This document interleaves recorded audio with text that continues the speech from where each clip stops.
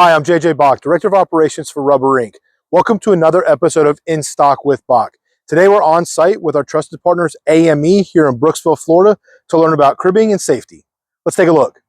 With AME's focus on safety, today we're going to talk about cribbing.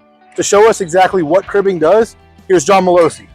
Hey John, JJ. thanks for having us. Yep, Good. thanks for coming down. Thanks for coming to our facility. Absolutely. Tell me a little about cribbing. So right here is the components of one of our more popular cribbing kits. You'll see this plate in front of me is a dedicated bottom plate. What's with the orange? So the orange has to do with the load rating or the capacity of the plates and or the cribbing. Orange is our heaviest duty. Okay. It's it's the most robust cribbing we offer. Is got the orange handle on both the plates and the cribbing blocks themselves. That's easy to correlate, right? Yes. Orange goes with orange. Orange goes with orange. Okay. And there's a dedicated bottom plate. You'll see that there's grooves in it, and the grooves don't go all the way through to the ends. They kind of cap off.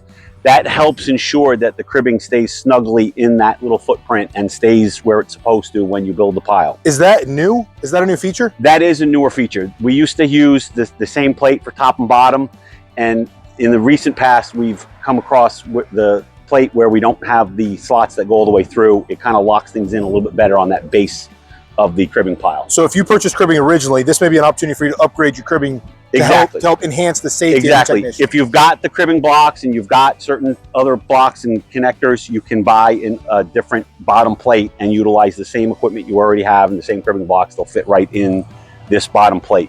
If you grab a few of the blocks, you'll see how they lock in and they kind of go together, and you build each course. It's important that you always do 3x3. You don't want to leave any voids or leave extra. When you don't use one in the middle, you've got to build and have everything snug and secure all the way through.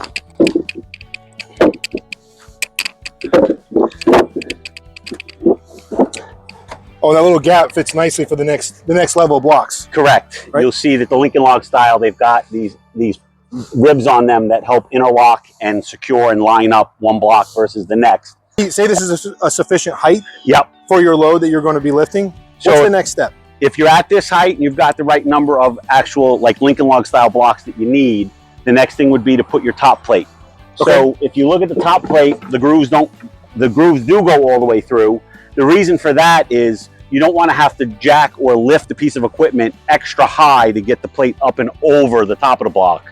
This allows you to slide it on. Typically, you're not out in an open area like this. You'd be under a piece of equipment. Right. And it'd be hard to get up and over and cover that entire cribbing stack. Yeah, because ideally you want to have all three blocks covered by the same plate. Correct. To be able to equally balance the load. You want to disperse that weight around and across the whole pile, not center it, not point load it. You want everything covered so that weight is evenly dispersed across that whole foundation that you just built. Okay, say you need to go a little, like an extra inch or 2 inches. So if you got to go just a little bit higher, you could use a connecting plate or two. Here's a 3-inch plate that you could put on. Now, since you already covered the whole surface, you're okay using something that's not the exact same size because you're going to disperse still over the whole pile. And then we've got additional plates that have different thicknesses. There's a wide variety of these available.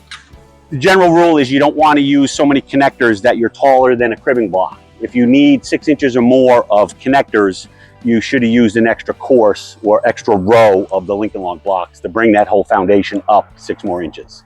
That's a great start. John, I really appreciate you taking the time to show us. Yep. Anytime, JJ. Glad to have you here. Absolutely. For more cribbing information, please visit our website at www.rubber-inc.com or see your local sales account manager. Thank you.